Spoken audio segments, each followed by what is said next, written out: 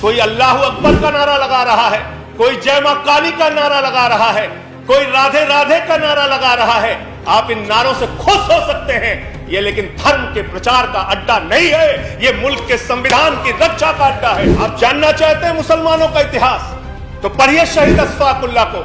जब फैजाबाद की जेल में उनको फांसी के फंदे पर ले जाया जा रहा था, उनसे पूछा गया आपकी कोई अंतिम इच्छा, तो उन्होंने कहा कुछ आरजू नहीं है, बस आरजू है इतनी, रख दे जरा से कोई खाके वतन कफन पे। यह है मुसलमानों का इतिहास। मेरा इस्लाम इतना कमजोर नहीं कि वो वंदे मातरम कहने से खत्म हो जाए। इस तरह की सोच के लोग हिंदुस्तान में रहते, वंदे मातरम पे सवाल उठाते हैं, मुसलमानों की देशभक्ति पे आप सवाल उठाते। अच्छा हुआ आप 1857 में नहीं थे, वरना दाढ़ी रखाकर जिन उलेमाओं ने अंग्रेजों के खिलाफ लड़ते हुए अपने सर कटवाए, उनके बलिदान को आप शर्मिंदा करते, उनके बलिदान को आप शर्मिंदा करते। सबसे ज्यादा शहादत आपकी सरकार के दौरान हुआ।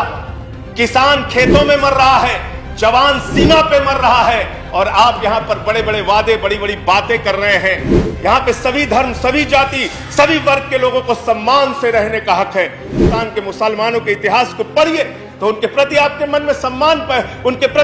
में सम्मान पैदा हो। बहादुर शाह जफर के इतिहास को पढ़ लेना, उनके बेटों का सर कटवा के रंगून की जेल में उनके सामने रखा गया। मान्यवर दाढ़ी और टोपी से और वंदे मातरम लगाने से और अल्लाह अकबर कहने से किसी का धर्म अगर कमजोर हो जाता है तो माफ कीजिएगा, आपका धर्म, आपके धर्म की व्याख्या बहुत कमजोर है। ये देखा है वो नया भारत जिसमें 15 लाख का वादा करके इस देश के लोगों को धोखा देने का काम किया गया।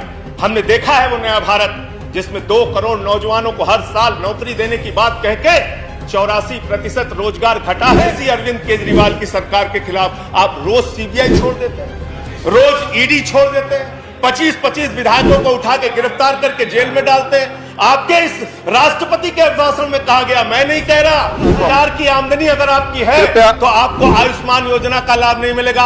अरे दिल्ली में तो केजरीवाल जी की सरकार ने 14,000 रुपए न्यूनतम मजदूरी कर दी है। आप मजदूरों को भी आयुष्मान योजना में कवर नहीं करते। अरे माँ तो वो माँ होती है जो अपने कमजोर बच्चों का ज्यादा ख्याल रखती है। भारत माता की जय लगाना है तो दिल से लगाइए। अरे सबको छोड़ दीजिए, क्या स्वर्गीय पंडित अटल बिहारी वाजपेयी जी का भी इस राष्ट्र के निर्माण में कोई योगदान नहीं?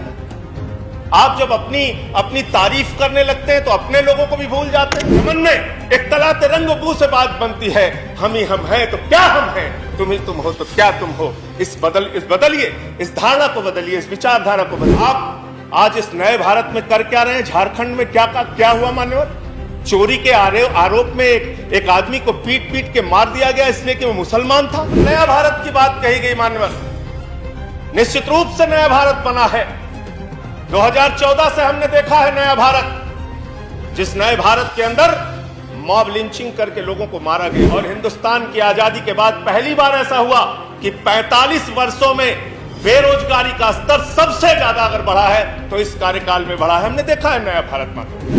इसका मतलब बाबा साहब भीमराव अंबेडकर का इस राष्ट्र के निर्माण में कोई योगदान नहीं, राष्ट्रपिता महात्मा गांधी का इस राष्ट्र के निर्माण में कोई योगदान नहीं।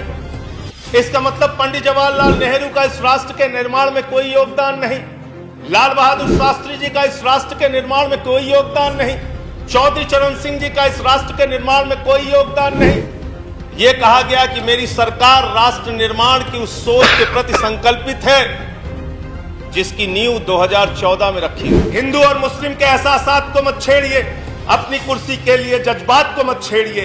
हम में कोई हूड़ है, कोई शक, कोई मंगोल है, दफन है जो बात, अब उस बात को मत छेड़िए। कर गलतियां बाबर ने की, चुम्बन का घर फिर क्यों जले, ऐसे नाजुक वक्त में हालात को मत छेड़िए। छेड़िए एक जंग मिलजुल कर गरीबी के खिलाफ। दोस्तों मेरे मजहबी नगमात को मत छेड़िए। इन्हीं पंक्तियों के साथ सबका साथ सबका विकास आप करिए। डॉक्टर किरोड़ी लाल मीणा और राष्ट्रपति किरोड़ी लाल मीणा जी, प्लीज स्पीक। अब आपकी बात रिकॉर्ड